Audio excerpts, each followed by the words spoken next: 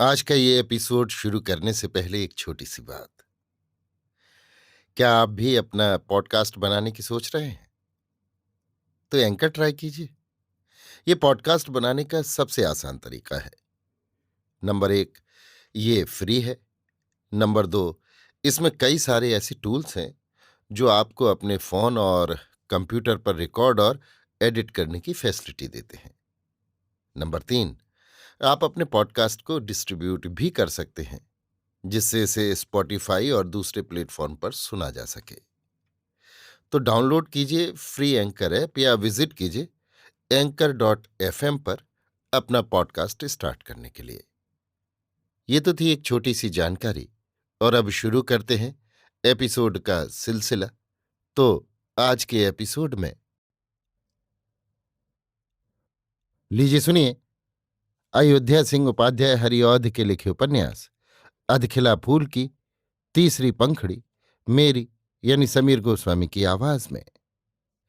एक बहुत ही सजा हुआ घर है। भीतों पर एक से एक अच्छे बेल बूटे बने हुए हैं। ठौर ठौर भांति भांति के खिलौने रखे हैं। बैठकी और हांडियों में मोमबत्तियां जल रही हैं। बड़ा उजाला है।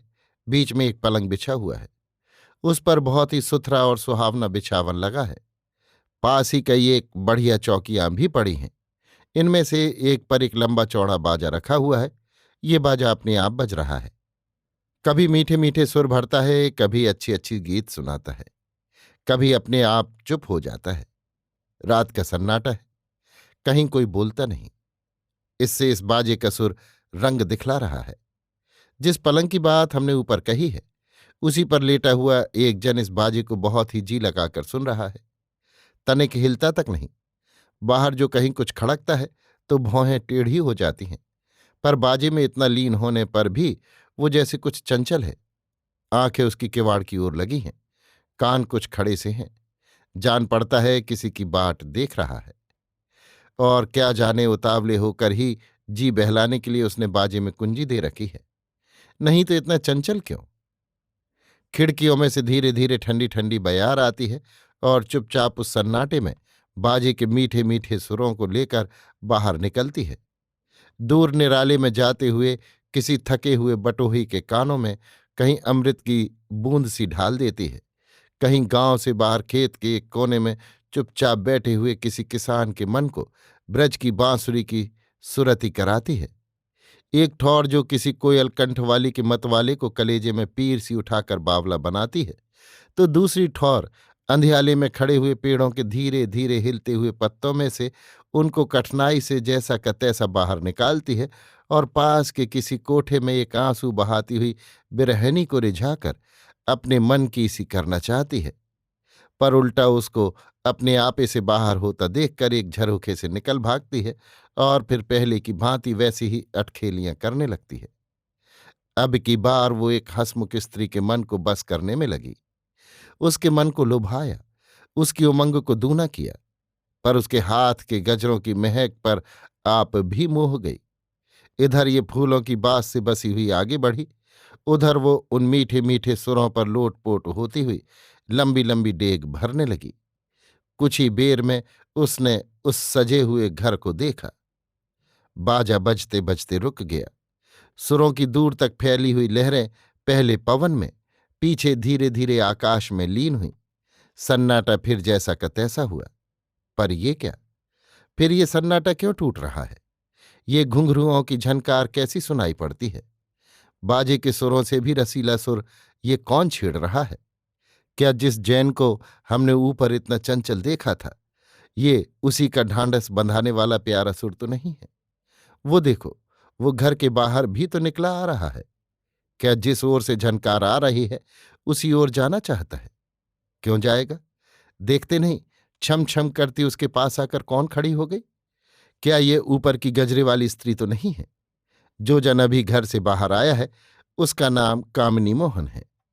कामिनी मोहन ने उस स्त्री की ओर देखकर कहा, क्यों बासमती, अच्छी तो हो? बासमती, हाँ अच्छी हूं, बहुत अच्छी हूं। आज मैं आपका बहुत कुछ काम करके आई हूं, इसीलिए अच्छी हूं। मेरे लिए अच्छा होना और दूसरा क्या है? कामिनी मोहन, क्या सब ठीक हो गया? क्या अब की बार तुम मोहनमाला ले ही लोगे? मैं सच कहता हूं बासमती, जो मेरा काम हो गया तो मैं तुमको मोहनमाला ही न दूंगा, उसके संग एक सोने का कंठा भी दूंगा। बासमती, आप इतने उतावले क्यों होते हैं? आपसे मैंने क्या नहीं पाया और क्या नहीं पाऊंगी। मैं मोहनमाले और कंठे को कुछ नहीं समझती। जिससे आपका जी सुखी हो, मैं उसी की खोज में रहती हूं और उसके मिलने पर सब कुछ पा जाती हूं। कामिनी मोहन, क्या हम ये नहीं जानते? तुम कहोगी तब जानेंगे। जो तुम्हारे में ये गुण न होता तो हम तुम्हारा इतना भरोसा क्यों करते? पर इस घड़ी इन बातों को जाने दो। आज क्या कराई हो ये बतलाओ। बासमती, बतलाऊंगी, सब कुछ बतलाऊंगी, पर इस घड़ी नहीं। मैं जो कुछ ठीक ठाक कराई हूं, जो मैं बात करने में फंसूंगी तो वो सब बिगड़ जाएगा। इसलिए अब मैं यहां ठहरना नहीं चाहती, उसी ओर जाती हूं। आज मैं आपसे मिलने के लिए पहले कह चुकी थी, इसीलिए आई हूं। जो मैं ना आती, आप घबराया करते। कामनी मोहन, क्या दो एक बातें भी न बताओगी? बासमती, अभी दो एक बातें भी न बतलाऊंगी। अब मैं जाती हूं, आप इन गजरों से अपना जी बहलाइए। मैं जब चलने लगी थी, आपके लिए इनको भी साथ लेती आई थी। देखिए तो इनमें कैसी अच्छी महक है। कामनी मोहन ने गजरों को हाथ में लेकर कहा, अच्छा, जाना चाहती हो तो जाओ, पर जी में एक अनोखी उलझन डाले जाती हो। जब तक फिर आकर मुझसे तुम सब बातें पूरी पूरी न कहोगे, मुझको चैन न पड़ेगा। क्या इन गजरों के ना कुम्हलाते कुम्हलाते तुम आकर मेरे जी की कली खिला सकती हो? बासमती, आपकी जी की कली मैं खिला सकती हूं, पर इन गजरों के ना कुम्हलाते कुम्हलाते नहीं। कहाँ गजरों का कुम्हलाना, कहाँ कली का खिलना। क्या बिना भोर हुए भी कली खिलती है? कामनी मोहन, गजरे कब बिना भोर हुए कुम्हलाते हैं? बासमती, आप ही सोचें। मैं यही कहूंगी, जिस घड़ी फूलों से भी कहीं सुंदर आपके हाथों में मैंने इन गजरों को दिया, ये अपनी बड़ाई को खो जाते देखकर उसी घड़ी कुम्हला गए। अब आगे ये क्या कुम्हलाएंगे? कामनी मोहन ने देखा, इतना कहकर वो मुस्कुराती हुई वहां से चली गई और देखते ही देखते उसी अंधियाले में छिप गई। कभी कभी दूर से आकर उसके बजते हुए घुंघरुओं की झनकार कानों में पड़ जाती थी। कामनी मोहन कुछ घड़ी वहीं खड़ा खड़ा ना जाने क्या सोचता रहा। पीछे वो घर में आया और फिर उसी पलंग पर लेट गया, पर नींद न आई। घंटों इधर उधर करवटें बदलता रहा, भांति भांति की उधेड़ बुन में लगा रहा। आंखें मींच कर नींद के बुलाने का जतन करता रहा, पर नींद कहाँ।